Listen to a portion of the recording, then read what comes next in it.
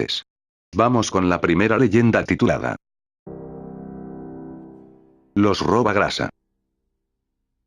En Perú hay muchas leyendas urbanas como leyendas históricas. Yo les voy a contar una leyenda urbana, pero que se remite a la realidad, pues son hechos que sucedieron, más o menos por los años 60 y 70 en la sierra peruana, donde los pequeños pueblos estaban alejados de las grandes ciudades y la población se dedicaba a la agricultura y el pastoreo y muchas de las personas eran ingenuas y sumisas. Empezó a suceder algo espantoso, comenzaron a haber desapariciones entre los pobladores, primero el vecino del costado, luego la fulana de la esquina, así sucesivamente, tanto así que se podía contar que entre una familia había entre 2 a 3 miembros que habían desaparecido. Por ser alejados estos pueblos no recibían la ayuda necesaria del Estado y también le era ajeno el problema, hasta que una persona descubrió la forma como desaparecían los pobladores y hacia dónde iba a parar una noche de tormenta. Un hombre llegaba cansado de laborar todo el día en la chacra, se había hecho tarde y la lluvia lo había agarrado desprevenido, con la ropa empapada y con el frío que calaba hasta los huesos aguardaba el paso, pues calculaba aún una media hora para llegar a su destino. La noche le absorbía la visión y solo divisaba a 2 pasos delante de él cuando de pronto sintió una presencia detrás de él. No veía nada pero sentía esa sensación, apuró el paso y la sombra también lo hacía, empezó a correr y la sombra corría hacia él, desesperado le vino encima y le golpeó la cabeza. Cuando abrió los ojos sentía sus manos maniatadas y adormecidas, aún tenía el chorro de sangre que ya se secaba en su mejilla por el golpe, estaba en un lugar semioscuro y a su alrededor unos murmullos y risas chillonas se entremezclaban con gemidos. Intentó liberar sus manos pero apretaba fuerte la soga con el que había sido maniatado. Al acomodarse y sentarse sintió el piso húmedo como fangoso y un olor rancio y podrido, repto a la luz y sintió los chillidos más fuertes, se incorporó mareado y se dio cuenta que estaba en una cueva y que unos lamparines agónicos alumbraban dentro de la profundidad.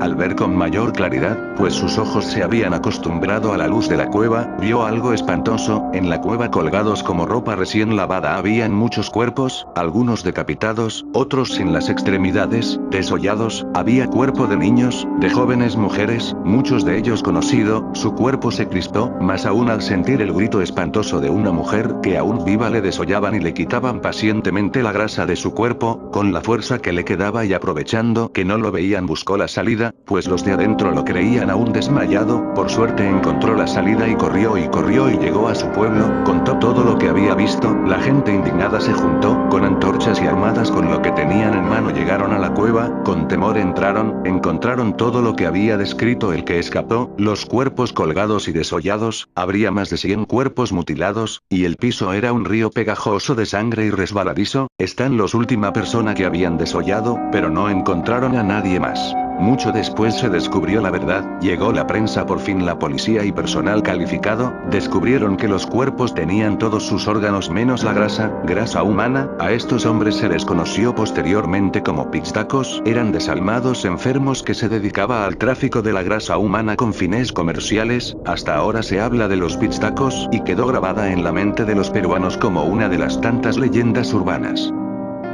La Llorona.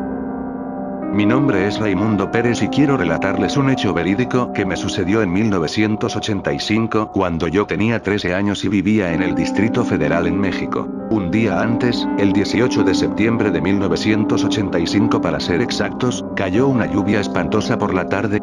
Yo me encontraba escribiendo en una vieja máquina de escribir Olivetti, haciendo mis tareas de secundaria. Ese día había ido a visitarnos una tía, hermana de mi mamá.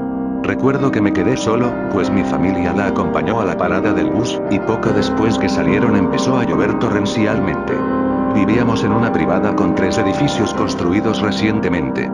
Exactamente en lo que hoy se conoce como Eje 6 Sur esquina con Playa Mirador, en la colonia San Andrés en la Ciudad de México.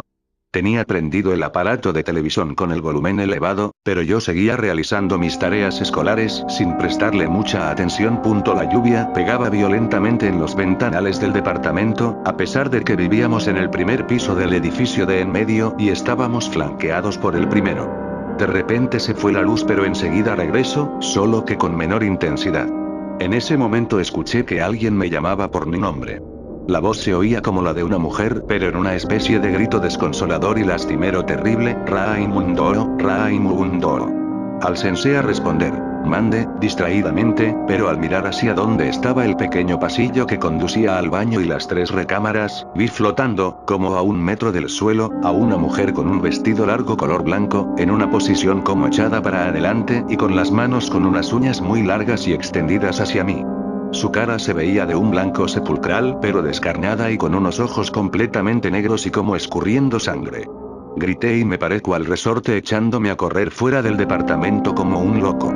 Por ese entonces habían puesto una reja de fierro a la entrada del edificio, para protegernos de los robos, así que al llegar ahí no me pude salir, pues obviamente estaba cerrada con candado, por lo que tuve que regresar a mi casa, pues recordé que las llaves estaban puestas por dentro en el cerrojo. Con mucho miedo, sudando, temblando y casi llorando me di valor y traté de estirar la mano por fuera para alcanzarlas, pero cuál sería mi sorpresa que la puerta se empezó a azotar solita. Primero lentamente y después violentamente.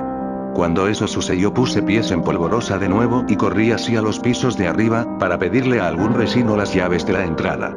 Para ser exacto subí al 3er piso, toqué y salió una vecina, sin pedirme muchas explicaciones me dio las llaves y volví a bajar con un miedo tremendo hacia la puerta de entrada.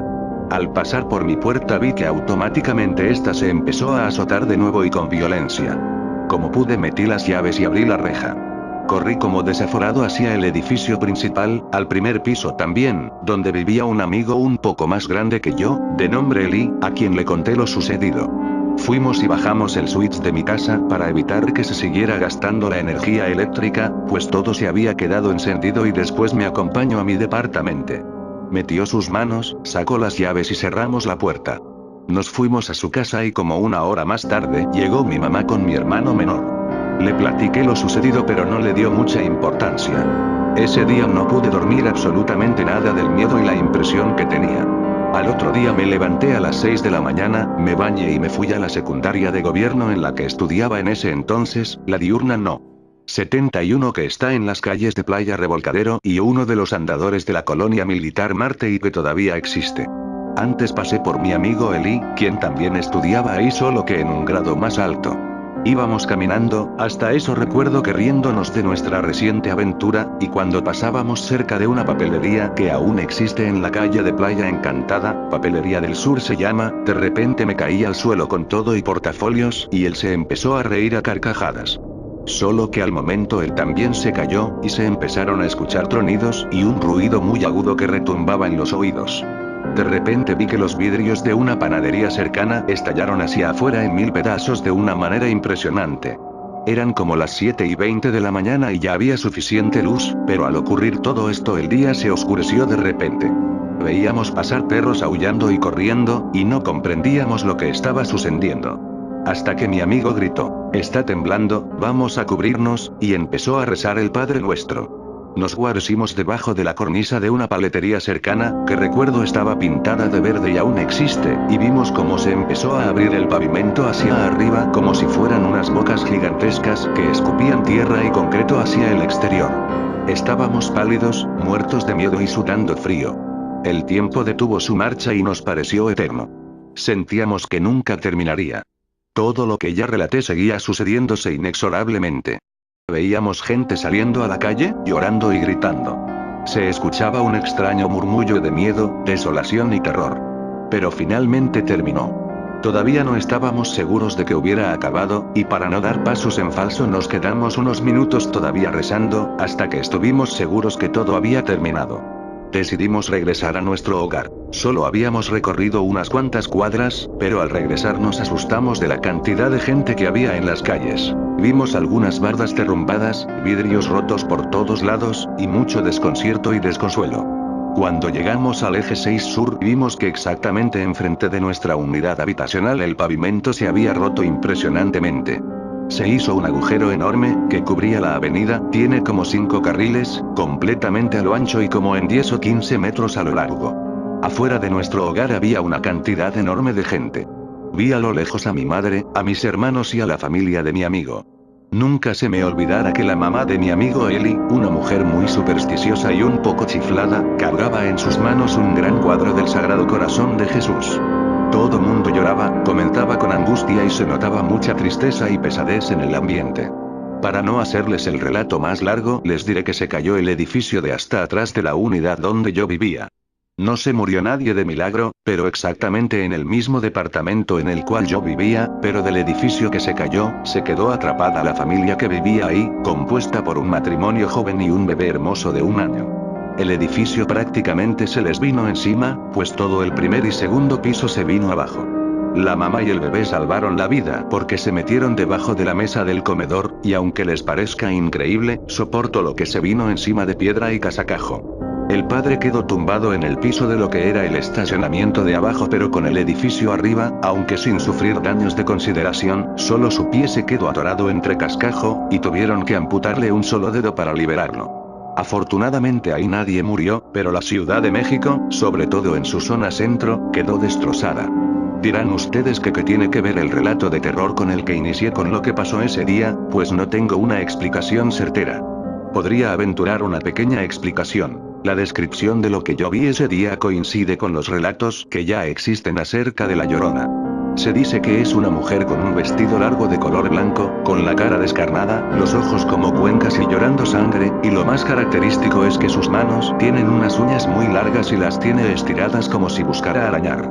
Siempre está flotando con el cuerpo hacia adelante y más o menos a 1 o 1,5 metros del suelo, y sus quejidos son muy lastimeros.